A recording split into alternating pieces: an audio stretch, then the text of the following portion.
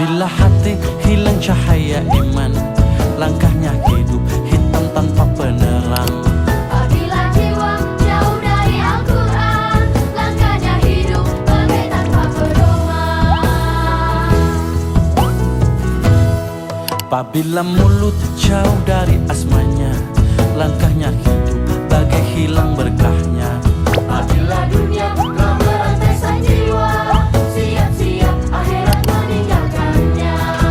Di bayang-bayang fata morgana, berharap hidup husnul khatimah. Di bayang-bayang fata morgana, dirimu mohon selamatkan hamba. Sallu ala Muhammad, sallu ala Muhammad, sallu ala Muhammad. Bismillahirrahmanirrahim. Assalamualaikum warahmatullahi ta'ala wabarakatuh. Alhamdulillah, alhamdulillahilladzi ja'ala syahra ramadhana lil muslimin, wassalatu wassalamu ala asyrafil anbiya'i wal mursalin wa ala alihi wa sahbihi ajma'in. Amma ba'du.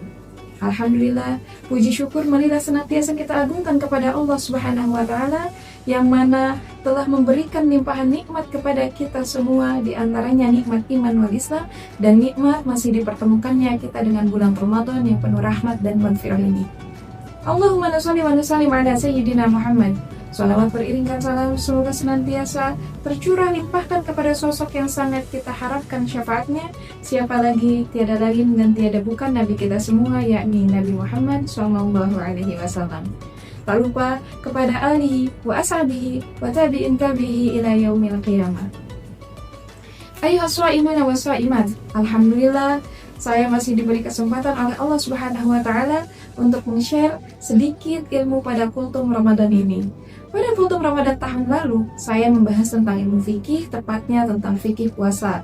Dan kali ini pun, insya Allah saya akan membahas tentang ilmu fikih kembali. Kenapa saya membahas ilmu fikih kembali? Karena ibadah tanpa ilmu itu bisa jadi tidak sempurna, bahkan mardudatan la tuqbalu. Seperti kata Nabi di dalam hadisnya, man amila amalan laisa alaihi amruna fahuwa raddun. Baiklah, fikih puasa yang akan saya bahas kali ini adalah tentang kategori orang yang dia wajib qadha tetapi juga wajib imsak sampai waktu berbuka tiba.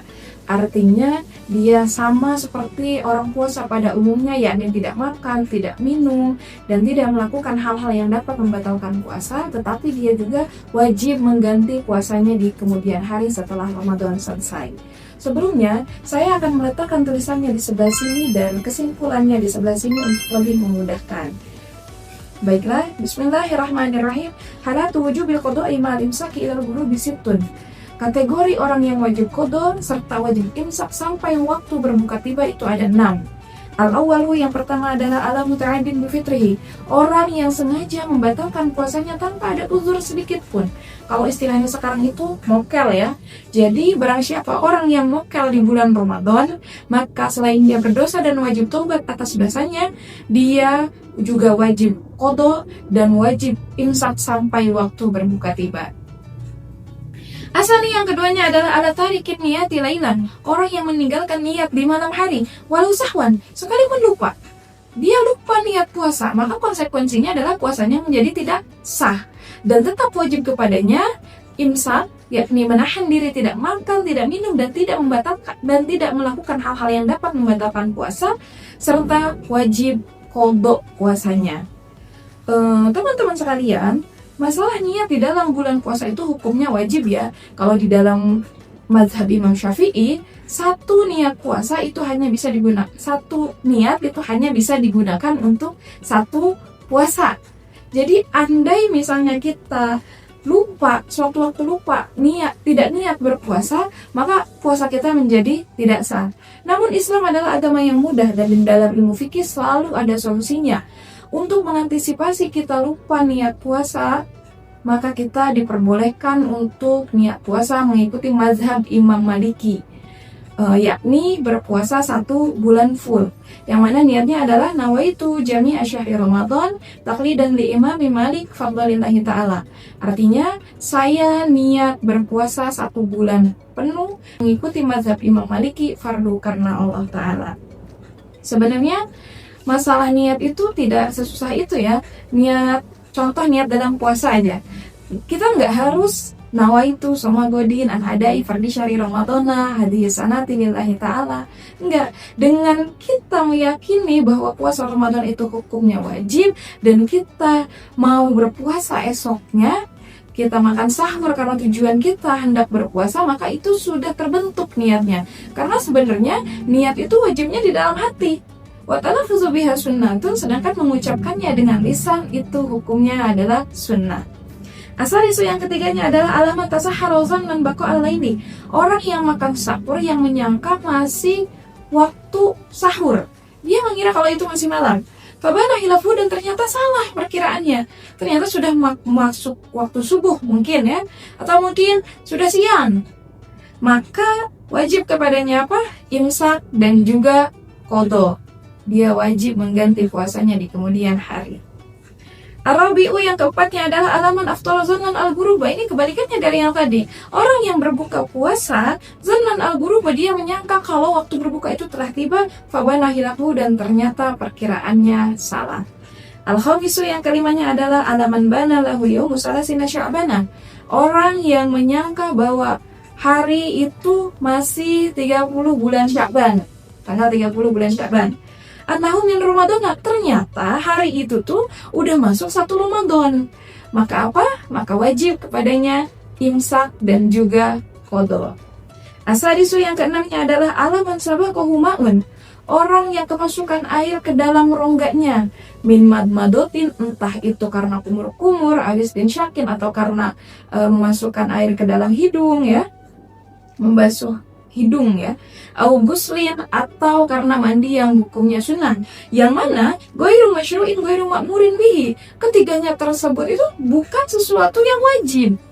Jadi kalau misalnya kita lagi puasa, kumur-kumur atau membasuh hidung boleh dilewatkan karena hukumnya sunnah ya. Khawatir takut ada air yang masuk ke dalam rongga kita dan mengakibatkan puasa kita menjadi tidak sah. Andai pun kalau kita masih tetap pengen dapat sunnah dari madmadah sama istinsyaq, maka mungkin cukup sekali aja atau bukan yang berlebihan. Nah, itu 6 kategori orang yang wajib qadha, tetapi juga wajib imsak sampai waktu berbuka tiba. Ada lagi nih, dia sunnah, disunnahkan untuk imsak, artinya dia sunnah untuk menahan dirinya dari tidak makan, tidak minum, dan dari hal-hal yang dapat membatalkan puasa. Siapa saja? Yang pertama adalah musafir yang melakukan perjalanan jauh. Yang kedua, orang yang batal puasanya karena sakit. Yang ketiga adalah perempuan yang suci dari haid atau nifasnya. Contohnya misalnya ada perempuan yang haid atau nifas, kemudian di tengah hari bulan puasa dia suci dari haid atau dari nifasnya, maka kepadanya sunnah hukumnya untuk dia imsak, artinya menahan dirinya untuk tidak makan, tidak minum, dan tidak melakukan hal-hal yang dapat membatalkan puasa.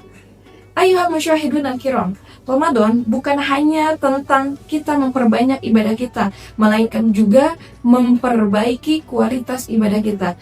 Dan memperbaiki kualitas ibadah itu tidak bisa lepas dari yang namanya ilmu. Maka dari itu, mari kita manfaatkan bulan Ramadan ini untuk tidak hanya memperbanyak ibadah kita, melainkan juga memperbanyak belajar. Bisa dengan datang ke kajian, atau membaca buku agama, atau mungkin bertanya ketika kita tidak tahu.